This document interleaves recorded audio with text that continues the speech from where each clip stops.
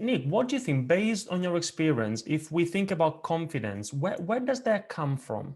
Confidence in public speaking. What do you think? Where does it come from?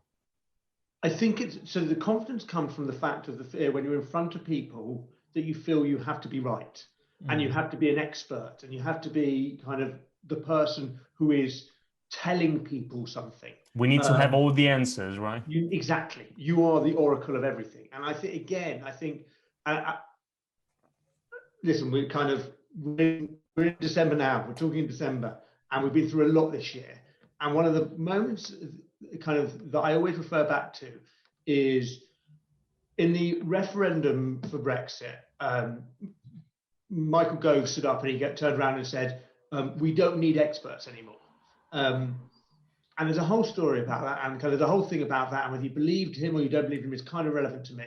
What the part about it which I find contextually fascinating is it almost made people realise that the crazy world we live in now, with Brexit, with the pandemic, with like the state of the US and its politics over there, and just generally the world as a whole, no one could tell us categorically what is going to happen tomorrow.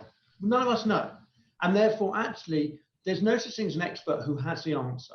What we do have is we have people who have educated opinions and who have thoughts and have ideas, which are fascinating and can help us form our opinions and shape our ideas.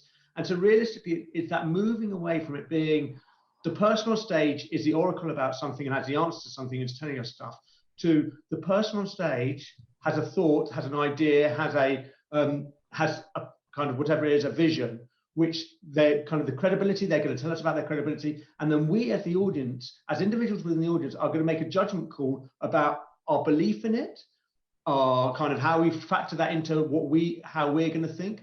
And effectively, we take that information, it becomes our own information, rather than it becoming, this is the answer and this is what I'm going to have to believe. Yeah.